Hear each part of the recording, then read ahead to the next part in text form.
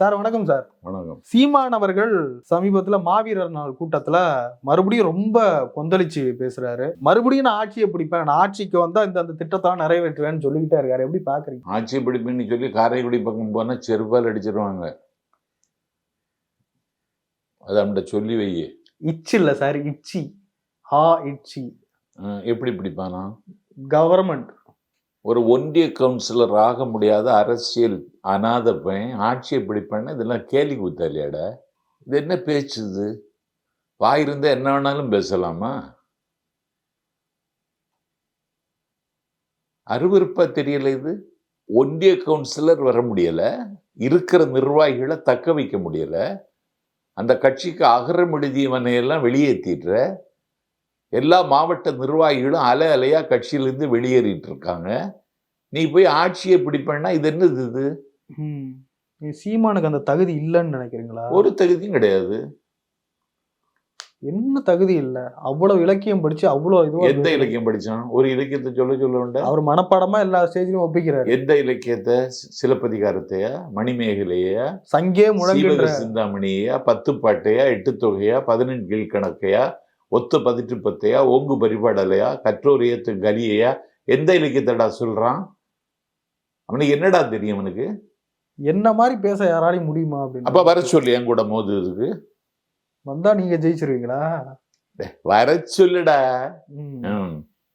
சீமான் அவர்கள் ரஜினிகாந்தை சந்திச்சு வந்த பிறகு ரொம்ப உற்சாகமா இருக்காரு. 2 சங்கிகளும் சந்திச்சாங்க, அவ்வளவுதான். வேற என்னது? ஏன் ரஜினிகாந்த சங்கியாவே பாக்கு? சங்கிதாம அல்ல, சந்தேகம் என்ன? ரஜினிகாந்த் அவர்கள் சீமானை சந்திக்கிறார். ஆமா, 2 பேரும் சந்திக்கிறாங்க. ஆமா. இதுல அரசியலை புகுத்தியே ஆகணுமா? அரசியல புகுத்தி ஆகணுமான்ற புகுத்தணுமான்னு கேக்குறேன். 2 சங்கிகள் எதுக்கு சந்திச்சாங்கன்னு கேக்குறேன் நான். ஏன் ரஜினியை சந்திக்க கூடாதா சீமான்? எதுக்கு சந்திக்கிறான்னு கேக்குறேன். அது அவர் பிரச்சனை சார். ஆமா, அதை ஏன் விவாதத்துக்கு உட்படுத்தணும், விமர்சிக்கணும்? நான் ஒன்னும் விமர்சிக்கலையே. 2 சங்கிகள் சந்திச்சாங்கன்னு தான் நான் விட்டுட்டு. ஏன் சீமான சங்கின்றீங்க? சீமான் பெரிய சங்கி சார். அவர் பிஜேபி எதிர்க்கிறவரு. எங்க எதிர்த்தானா? எல்லாத்துலயும் எதிர்த்திருக்கிறாரு. எதுக்கு சொல்லு பாப்போம். எதிர்த்துக்கிட்டு தான் சார் இருக்காரு. பிஜேபி திட்டுறாரு. வக்பார்டு வாரியத்தை திருத்த சட்டம் கொண்டு வர்றான், அதை கண்டிச்சு மோடியை பேச சொல்லு பாப்போம். பொது சிவில் சட்டம் கொண்டு வர்றான், கொண்டு வர திட்டமிடுறான், அதை கண்டிச்சு மோடியை பேச சொல்லு பாப்போம். பெரிய அரசியல் தலைவர் நீங்க, நிறைய அரசியல் அனுபவம் உண்டு. இதை படிச்சியா? உங்களுக்கெல்லாம் கண்ணு குருடாடா. என்ன இது சார்? காவி கட்டும் சீவான், கை கொடுத்த ரஜினி. இதெல்லாம் படிக்கிறீங்களா சார்? இதெல்லாம் தரவுகளும் இல்லாம கேள்வி கேட்க. அதுல தரவுகள் இருக்கா? யூகத்தின் அடிப்படையில என்னத்த யூகம் தான் போட்டாம்ல, ஏன்டா இப்படி போட்டேன்னு கேட்க துர்ப்பு இருக்காடா? நீங்க கேளுங்க சார். நான் எதுக்கு கேட்கறேன்? சீமான் கேட்கணும். ஏன்டா இப்படி என்ன பற்றி செய்தி போட்டேன்னு அவன்கிட்ட கேட்க சொல்லுடா. அவர் கட்சியில நிர்வாகிகள் வெளியேறதையே லெப்ட் ஹேண்ட்ல டீல் பண்ணிட்டு போறாரு. அதெல்லாம் பெரிய மேட்டரே இல்லைன்ட்டு. மேட்டர் இல்லதான். அதுல சீமான் முதலமைச்சர் வேட்பாளர் பாஜக கூட்டணியில போறதா சொல்லியிருக்காங்க. அது உண்மைன்னு நினைக்கிறீங்களா? நான் நினைக்கல. அப்ப அண்ணாமலை என்ன செய்வானா? அவன் மசாலா இறக்கி போயிடுவானா? இல்ல, நான் எப்படி புரிஞ்சுக்கிறேன்னா, இங்க சீமான் அவர்கள் பாஜக போக மாட்டார் அப்படின்னு நம்புறீங்கன்னு நினைக்கிறேன். அப்படிதானே? நான் பாஜக தான்டா. அவன் ஏற்கனவே பாஜக கைகூலியா இருக்கான் சார். அவர் தமிழ் தேசியம் பேசுறவர். தமிழ் தேசியம் பேச இவனுக்கு என்னடா தகுதி இருக்கு? தமிழ் தேசியம்னா இவனுக்கு என்னன்னு தெரியுமா? முதல்ல தமிழ் தேசியம் பேசியவன் யாருன்னு தெரியுமா? இவர் தான் தன்னை பச்சை தமிழன் என்று சொல்லிக் கொள்கிறார். அப்ப நாங்கெல்லாம் கலப்பினமா? நாங்கெல்லாம் காட்டுவாசிகளா? நிறைய அரசியல் அனுபவம் இருக்கு உங்களுக்கு. சீமான் ரஜினி சந்திப்பின் பின்னணி என்னவா இருக்கலாம்? ஒரு பின்னணி இருக்காது. இல்ல, சும்மா போய் பார்க்க மாட்டாங்கல்ல. அரசியல் ரீதியா விமர்சிக்கிறீங்க. அவன் ரஜினி பள்ளத்துல கிடக்கான், இவன் சாக்கடையில கிடக்கான். 2 பேரும் சந்திச்சிருக்கான். வேற என்ன இதுல? விஜய் வருகை சீமான ரொம்ப டிஸ்டர்ப் பண்ணிருக்கா? டிஸ்டர்ப் பண்ணியாச்சு இல்ல. சீமான் சொல்றாரு, நாங்க சும்மா தான் போய் பார்த்தோம். அவர் சினிமா சூப்பர் ஸ்டார், நான் அரசியல் சூப்பர். அவரு சினிமா சூப்பர் ஸ்டாரா? இவன் அரசியல் சூப்பர் ஸ்டாரா? இவன் எங்க அரசியல் சூப்பர் ஸ்டார்? ஒரு தொகுதியில ஜெயிச்சிருக்கானா? மாநில கட்சி. அது 8% ஓட்டு வாங்கினான்னு சொல்றியா? 38 தொகுதி ஒருத்தன் ஜெயிச்சான் தெரியுமா? தெரியுமான்னு கேட்குறேன் அவனுக்கு. அவருக்கு பேர் கருப்பையா மூப்பனார். அந்த கட்சிக்கு பேர் தெரியுமா? தமிழ் மாநில காங்கிரஸ். அந்த கட்சி இருக்க இன்னைக்கு 38 தொகுதியில் வெற்றி பெற்ற கருப்பையா மூப்பனாருடைய கட்சியை காணாம போயிடுச்சு. இவன் 8% வாங்கினா என்ன செய்வான் நீ? படிப்படியா முன்னேறி வராருங்களே சார். படிப்படியா என்ன முன்னேற வர்ற? பிகினிங்ல ஸ்டார்ட் பண்ணாரு, ஆமா, தனிச்சு நின்னு வாங்கியிருக்காரு. கூட்டணி இல்லாம திமுகவாலே முடியல. இன்னி நிப்பான், தனிச்சு நிப்பான். இன்னி 200 தொகுதினால நிப்பான். அவனுக்கு வசூல் தானடா குறிக்கோள். சார் அவர் முன்னேறாரு சார். கொள்கையில சமரசம் செய்ய முடியல அவரால. அவனுக்கு என்ன கொள்கை இருக்கு? அவனுக்கு குட்டிச்சுவரு. அவனுக்கு என்னடா கொள்கை இருக்கு? அவர் சமரசம் செய்யல. யாரு இது வரைக்கும் பாஜக கூடயோ காங்கிரஸ் கூடயோ திமுக கூடயோ ஆட்டி இந்த செய்திக்கு என்ன அர்த்தம் சார்? அது செய்தி போட்டிருக்காங்க சார். ரஜினிகாந்த் எதுக்கு போய் பார்த்த? அது அவங்க தனிப்பட்ட விஷயம். என்ன தனிப்பட்ட விஷயம்? தனுஷை நயன்தாராவையும் சேர்த்து வைக்க போறானா? என்னடா தனிப்பட்ட விஷயம்? அவங்க தனிப்பட்ட விஷயம். அது ரஜினியும் வெளில சொல்ல வேண்டியது இல்ல, இவரும் சொல்ல வேண்டியது இல்ல. ஏன் சந்திச்சீங்க? அது அவங்க தனிப்பட்ட விஷயம் சார். தனிப்பட்ட விஷயம் நடந்துட்டு போ. அதுக்கு வந்து அவர் ஜெயிச்சாரா கூட்டணி? அவர் சமரசம் இல்லாத ஒரு தலைவரா இருக்காரு. இன்னும் தலைவர்னு சொல்லாதடா, அரசியல் தரித்திரம்டா அவன். தலைவர்னு சொல்லாத. உனக்கு தலைவர்னா என்னன்னு தெரியுமா? உனக்கு தமிழ்நாட்டுல சில முன்னணி தலைவர்கள் இருக்காங்க. பெரிய பெரிய கட்சிகள்லாம் இருக்கு. ஆமா, திமுக இருக்கு, அதிமுக இருக்கு. இப்ப அதை விட்டா மாநில கட்சி நாம் தமிழர் கட்சி, அதனுடைய தலைமை பொறுப்புல இவர் இருக்காரு. வேற எப்படி சொல்லணும் அவரை? அவனே தலைவர்னு சொல்லணும். ஒருங்கிணைப்பாளர்னா சொல்றான். ஒருங்கிணைப்பாளர்னா என்னது? கோஆர்டினேட். ஒருங்கிணைப்பாளர்னு என்னடா? கட்சிக்கு தலைவர்னு சொல்லு.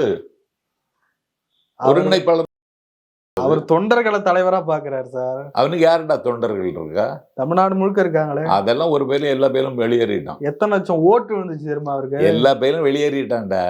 சில இடத்துல போறாங்க, சில இடத்துல இல்ல, எல்லா இடத்துலயும் போயிட்டான்.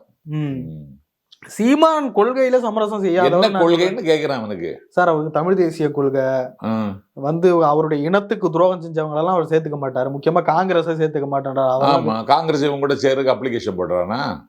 இன விரோதின்ற தேசிய அரசியல்ல காங்கிரஸ் இன்னைக்கு ஒரு பெரிய ஃபோர்ஸா இருக்கிற அந்த கட்சியை போய் நீ ஏன் சீமானை கூட ஒப்பிடுற? நீ 4 லட்சம் ஓட்டு வாங்கி வயநாட்டுல இவரு இன்னொரு மாநிலத்துல போய் பிரியங்கா ஜெயிச்சுட்டு வர்றா. நீ போய் அந்த கட்சியோட போய் சீமான் இதுக்கிட்ட கம்பேர் பண்ற? திமுகவின் தான் அப்படி சொல்றாரு. திமுக இது தமிழ் ஈழத்திற்கு ஈழ தமிழர்களுக்கு செய்ய அது ஒண்ணு செய்யலையே. அதை இன்னமும் சொல்லி சொல்லி காட்டுறாரு. சொன்னா அடிபடுவ. கருணாநிதி செய்யற துரோகங்கள். என்ன துரோகம் செய்தாரு? அதுதான் சொல்றாரு. எம்எல்ஏ பதிவை ராஜினாமா செய்தாரு. மௌனமா இருந்தாரு. எம்எல்ஏ பதிவை ராஜினாமா செய்தாரு. விஜய் வந்து அரசியலுக்கு வராரு. நான் ஒரு எக்ஸாம்பிள் சொல்றேன் உங்களுக்கு. சீமான் எப்படி கொள்கையில சமரசம் செய்யலான்னு அரசியலுக்கு வராரு. அவளோட எதிர்பார்க்கிறார் சீமான். அவர் வந்து அவருடைய கொள்கையை சொன்ன பிறகு விஜய்க்கு பிடிக்கல. ஓட்டுக்காக போய் அவர் விஜய் கிட்ட கொள்கை சமரசம் செஞ்சுட்டு கூட்டணிக்கு போகல. அவன் தான் விஜய் வேண்டான்ட்டானே. இவர் வேண்டான்னார் சார். யாரு? என் தம்பி கேட்கிற மாதிரி ஐடியா இல்லையே. இவன் போய் தம்பி கூப்பிடுவான்னு நினைச்சிட்டு இருந்தான். தம்பி கூப்பிடல. சீமானால் விஜய்க்கு தானே லாபம். ஒண்ணும் இல்ல, இவனால யாருக்கும் இல்ல. விஜயலட்சுமிக்கே லாபம் இல்ல, விஜய்க்கு எப்படா லாபம் இருக்கும்? விஜயலட்சுமிக்கே லாபம் இருக்காடா சீமானால? அவங்க எல்லாம் போயிட்டாங்க சார். அவங்க எல்லாம் அந்த எங்க போயிட்டாங்க? அவங்க ஊருக்கே போயிட்டாங்க, பெங்களூருக்கு. சரி. இப்ப 8% ஓட்டு வச்சிருக்காரு. சரி, இதனால விஜய்க்கு தான் லாபம். விஜய்க்கு லாபம்னா அவர் சீமான் உதறி இருக்கார் விஜய. சீமான் ஒன்னும் உதறல, விஜய் உதறிட்டாரு. விஜய் இன்ன வரைக்கும் சீமானுடைய பெயரே சொல்லிய ஒரு இடத்துல கூட. அதை எப்படி சொல்ல முடியும்? புலி வேட்டைக்கு போறவன் எலிய எதுக்குடா பற்றி கவலைப்படுறான்? விஜய்க்கு பயந்துதான் சீமான் ரஜினியை சந்தித்தாரோ? விஜயினுடைய அரசியல் வருகைக்கு தேவையில்லாம இது பண்ண முடியாது. ஒரு விளம்பரத்திற்காக போய் சந்திச்சிருப்பாரோ? விளம்பரத்துக்காக சந்திச்சிருப்பான். இல்லைன்னா தண்ணி அடிக்க சந்திச்சிருப்பான் சார். வேற என்னது? பாஜகவோடு சீமான் கூட்டணி மனநிலைக்கு போக வாய்ப்பு இருக்கா? கூட்டணிக்கு போவாருன்னு நான் நம்பல. நீங்க நம்புறீங்க? பாஜக கைகூலி, நீ பாஜக சேருவான், அவ்வளவுதான். அவர் நேத்து வரைக்கும் சொல்றாரு சார். ஒவ்வொரு நாளும் ஒவ்வொன்று சொல்லுவான்டாம. அவனை ஹிஸ்டரி எடுத்து பாரு, அவன் பேச்சு எடுத்து ஒவ்வொரு நாளும் ஒவ்வொன்று சொல்லுவான்.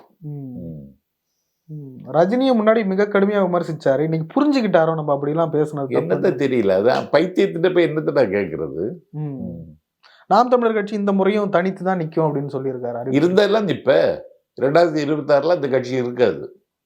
8% ஓட்டு டேய், 2020 யாருக்கு இருக்கு? திருமாவளவனுக்கு இருக்கா? 2026ல அந்த கட்சி இருக்காது. யாருக்கு அந்த ஓட்டு இருக்குன்னு நீங்க ஃபர்ஸ்ட் பாக்குறீங்களா? திருமாவளவனுக்கு இருக்கா? அன்புமணிக்கு இருக்கா? மற்ற கட்சிகளுக்கு அது இருக்கா? அன்புமணிகிட்ட போய் கேளு, திருமாவளவன்கிட்ட போய் கேளு. அவங்க இல்ல அந்த அளவுக்கு பெரிய கட்சியா அவர் இருக்காரு. அவ்வளவு அதான் ஈஸியா அதான் மதிப்பிடுறீங்க. 2026ல அந்த கட்சி இருக்காதுங்கிறேன். எதை வச்சு சொல்றீங்க? தொண்டர்கள் போயிட்டாங்க, நிர்வாகிகள் போயிட்டு இருக்காங்க. நானே விரட்டலான்ட்டு இருந்தேன். நல்ல வேளை அது திமுகவா பார்த்து செய்யுது. எனக்கு ரொம்ப சந்தோஷம் தான். அது அப்படிதான் சொல்லுவான். சாகிறது வரைக்கும் இப்படியே வளர்கிட்டு இருப்பான். பாட்டாளி மக்கள் கட்சியின் நிறுவனர் ராமதாஸ் அவர்களை அவமதித்து விட்டதாக முதலமைச்சர் மு.க. ஸ்டாலின் மீது பாட்டாளி மக்கள் கட்சியினர் எல்லாம் கொந்தளிக்கிறாங்க. எப்படி பாக்குறீங்க? கொந்தளிச்சு என்னாச்சு?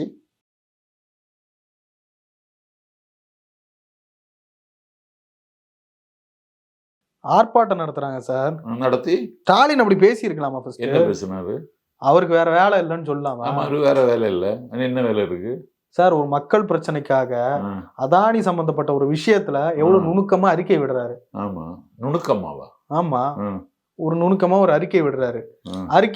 அதுக்கு ஒழுங்கா பதில் சொல்லணும்ல சிஎம். நான் சிஎம் எதுக்கு சொல்லணும்? அவருக்கு உயரம் என்ன, இவருக்கு உயரம் என்ன? Sir Ramadoss sir. ராமதாஸ் தான். ஆமா, ராமதாஸ் தாண்டா பல லட்சம் மக்களின் பிரதிநிதியாக இருக்கிறார். யாருக்கு? ஒரு கூட்ட மக்கள் உங்களுக்கு தெரியும். உளுந்தூர்பேட்டையில இருந்து கன்னியாகுமரி வரைக்கும் அந்த கட்சி இருக்காடா? இல்லன்றீங்களா? தேனியில இருக்காடா? பெரியகுளத்துல இருக்காடா? வத்தலக்குண்டுல இருக்காடா? வட மாவட்டத்துல விழுவாருக்குல்ல. வட மாவட்டத்துல எங்க இருக்க போகுது? சரி, அவருக்கு வேற வேலை இல்லைன்னு சொல்றது அவமரியாதை. வேலை கிடையாது, அவமரியாதை இல்லையா? அவமரியாதை. அவருக்கு வேற வேலை இல்லைன்னு சொன்னது அவமரியாதையா?